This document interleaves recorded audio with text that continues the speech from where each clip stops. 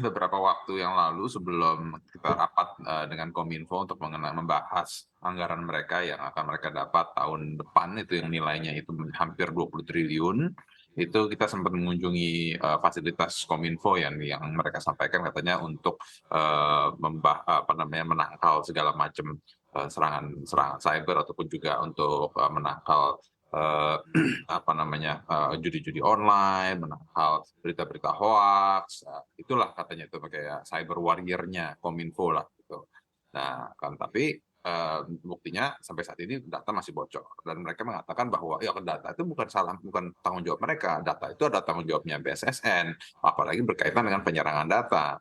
Nah kan tapi anggaran BSSN saja itu untuk tahun depan aja baru ada peningkatan sampai dengan 680 miliar. Nah sementara di Kominfo anggarannya stabil mendekati 20 triliun. Tahun lalu tahun inilah ya, itu sudah 20 triliun, tahun depan agak sedikit turun mendekati 20 triliun untuk kebutuhannya macam-macam. Nah, jadi jangan, langsung bilang lempar bola gitu, justru musti mestinya tuh saling berkoordinasi, membangun, jaringan yang bersama karena, eee, kemampuan pemerintah, kemampuan Indonesia, itu sampai batasan mana, sementara kemampuan hacker itu sudah sampai mana.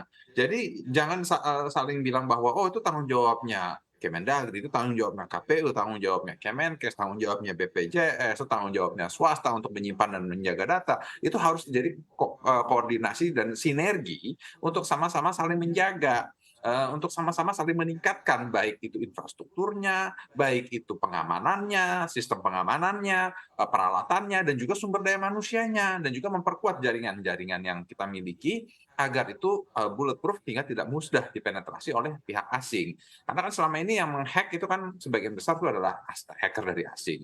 Bahkan dipermalukan. Menteri Indonesia dibilang katanya jangan kayak idiot.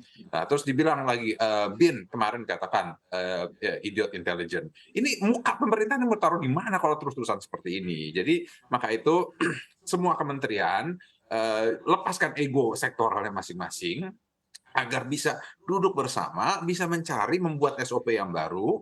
Jangan sampai muka pemerintah presiden kita ini dicoreng karena kelambatan komunikasi antara sesama pejabat negara. Nah, inilah yang jangan jangan terus terjadi. Jadi yang saya serukan agar apa namanya, apakah kita ambil di bawah ke level Menko kah atau cukup antara koordinasi antara sesama. Yang penting yang jelas itu dengan ada undang-undang yang baru ini, kita harapkan ada Perpres yang baru, ada apakah itu Perpres, Kepres, ataupun juga peraturan pemerintah dan juga ada Baik. urunan-urunannya jadi sehingga jelas aturan mainnya bagaimana, pelindungannya seperti siapa, dan yang paling utama siapa yang bertanggung jawab akan kedaulatan data. Baik. Pengampu data itu siapa? Begitu. Baik, Pak Dev, tapi kalau di mata undang-undang terlepas dari jumlah anggarannya, ini tanggung jawab terkait dengan perlindungan data pribadi ini ada di bawah siapa?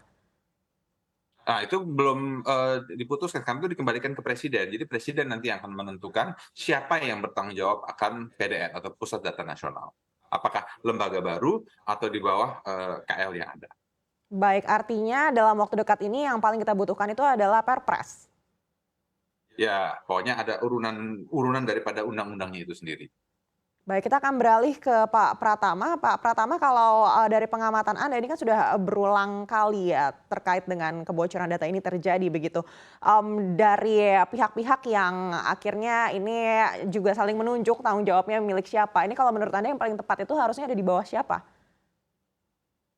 Jadi begini, kalau kita lihat ya, yang penanggung jawab data itu adalah wali data, pemroses data, pengendali data gitu.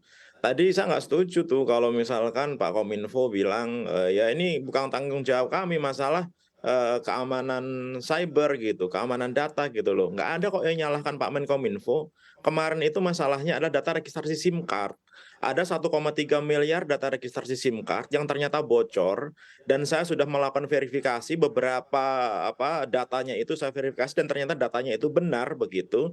Dan yang cukup membuat aneh, tidak ada yang tahu data ini disimpan di mana, kan lucu.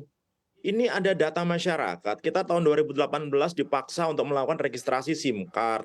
Udah kita registrasi, kemudian datanya disimpan.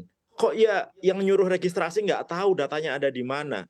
Ini hal yang menurut saya luar biasa, memang anehnya gitu. Saya nggak mau ngomong idiot ya Pak Dev ya gitu, apa namanya, luar biasa anehnya gitu.